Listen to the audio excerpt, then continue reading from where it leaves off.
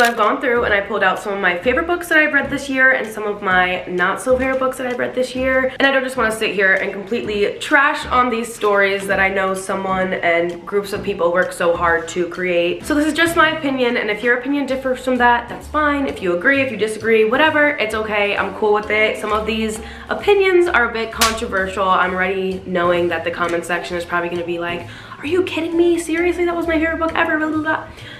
I'm prepared for it, okay?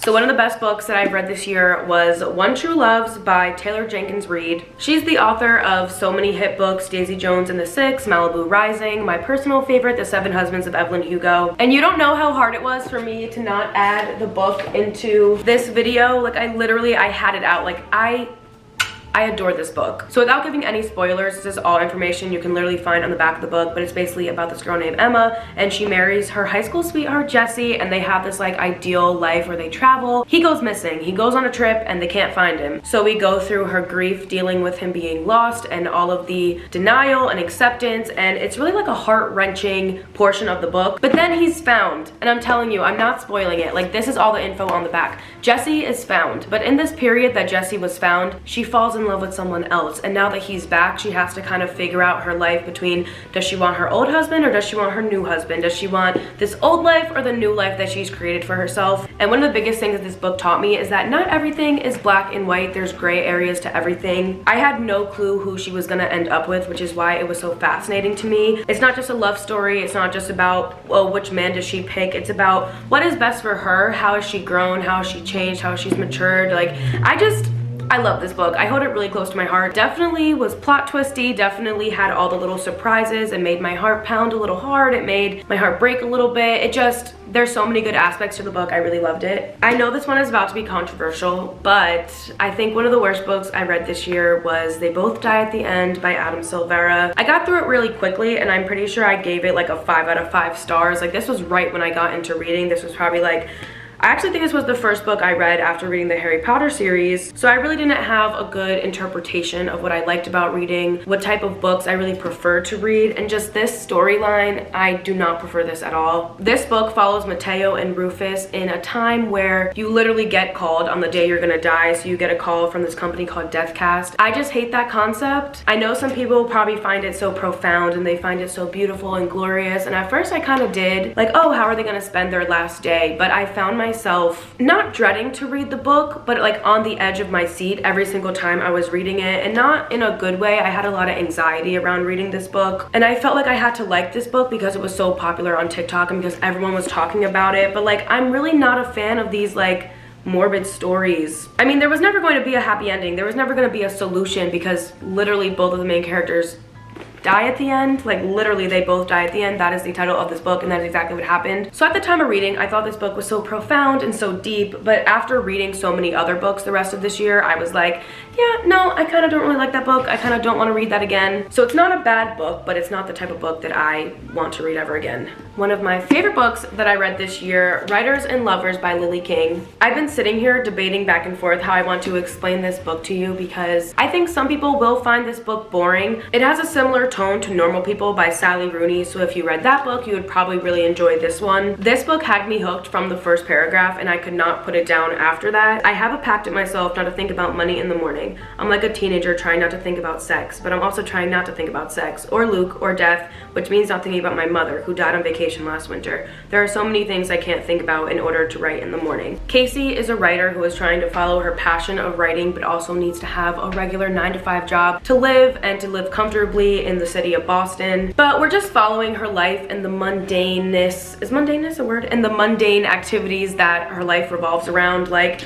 going to work and finding a new love interest and going on dates and her best friend and trying to get a book published and trying to finish this actual book and just like dealing with the everyday motions of life. And I really love that. And I love books that aren't this perfect, just like happy ending. So this is one of the best books that I read this year. Again, very mundane, very just like, this is real life. It's not perfect. The characters are not perfect. They all have flaws. Casey has a lot of flaws. I found myself being like, girl, come on, like, I'm rooting for you. Why are you acting like this? It's true, it's raw, it's real, and I really loved it. So I'm looking forward to reading more books by Lily King. I actually have a couple from her that I'll be reading soon. And then for a book that I did not love, In 5 Years by Rebecca Surley. It follows this girl, Danny, who lives in New York City, and she's a lawyer, and she's really ambitious and has all these goals that she's aspiring to achieve. And then one day she wakes up and it's 5 years later. I'm doing quotation marks, but literally she wakes up 5 years later and her life is completely different. She's married to someone else. She has a new job, like just all this stuff. And she's just like, oh my God, like how is this gonna happen? Like in 5 years, this is what my life is like. So then she wakes up and she goes back to like her regular everyday life, and basically the rest of the book is her trying to avoid that 5 years happening. And I'm trying not to spoil it because the main thing that I hated of this book is definitely something that would be a plot spoiler. Basically just like things happened with the characters that I didn't necessarily agree with, or things that I would never like ever in my life like think was morally okay. And again, I don't want to spoil, actually I'm just gonna spoil it. If you don't want spoilers, I'll put a little timestamp right here, just jump to that. Basically, Danny's best friend gets cancer, but before she gets cancer, she falls in love with this man, and the man that she falls in love with is the man that Danny wakes up to 5 years from now, who she's supposedly married to, right? Like she's like, oh no, like did I steal my best friend's husband, blah, blah, blah, blah. And then by the end of the book, the best friend passed away and Danny sleeps with the best friend's husband, and it's this whole like grieving process where they just like sleep together, and it's really weird. I can't get with it. I cannot get with it. And I gave lots of spoilers. So if you've skipped to this point and you're now curious what those spoilers were, don't worry, you can go back. I won't judge you for spoiling the book for you. But yeah, I will not read this again. For another book that I absolutely loved, everyone talks about it. Oh, you're kind of seeing it. Everyone talks about it, and rightfully so.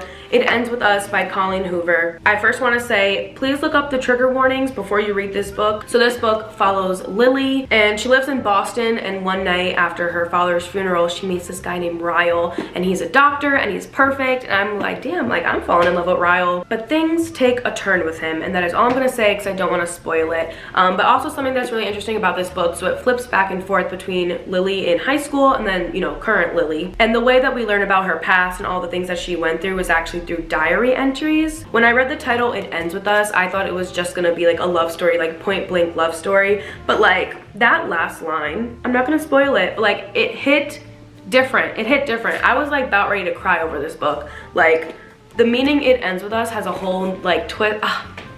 I love it. I'm not gonna spoil it, but I love it. And last but not least, I know this is going to be so controversial. So many people absolutely love this book, and I can't stand this book. I'm like so mad at myself that I spent so much time reading this book. The Invisible Life of Addie LaRue by V.E. Schwab. I know, get the, oh my gosh, and all the gaps, I know, get them out. I did not like this book. I thought it was so drawn out. I thought that it was overly hyped. I just didn't like it. And basically she makes a deal with the devil. I think she's from France. I'm pretty sure that's what it is. Yeah, she like makes a deal with the devil, and the whole thing is like never pray to the gods that answer after the dark. So this deal is that no one will ever remember her, like after you see her, and then when she goes away, like you don't see her anymore, like you don't remember her. And she can't be in pictures, she can't leave any writing, she can't leave like anything, like she's completely invisible. Kind of a love story, kind of a love triangle, kind of a just retelling of her life. Like she's literally lived like hundreds and hundreds of years. There was just some parts of it that I felt like could have been like thrown out because we switched between like her current life in New York City. I think it takes place, yeah, in 2013, and then all the way to like the beginning of time when she started this deal, all the way up to 2013. And there was just some sections of that like past life that I really didn't need to know about. I thought the ending was pretty good. It was satisfying, it was fine, but again, I just thought it was really long. I had to like force myself to finish it. Like so many times I was reading the words, but I wasn't like taking in what it was saying. And yeah, I just didn't love it. I can't say much without spoiling it, but just I didn't love it. Way too long, way too much random stuff in it. That is where I'm gonna end this. I think I've read like 30 books this year so far, which to some people that might be a little bit, and to other people that might be a lot. To me, it's a lot because I used to go from reading 0 books or like 1 or 2 books a year to reading 30, so that's insane. And the year's not even over yet. There's so much more time to continue reading. But we're at the end of this video, so I hope you enjoyed, and I will see you in my next one.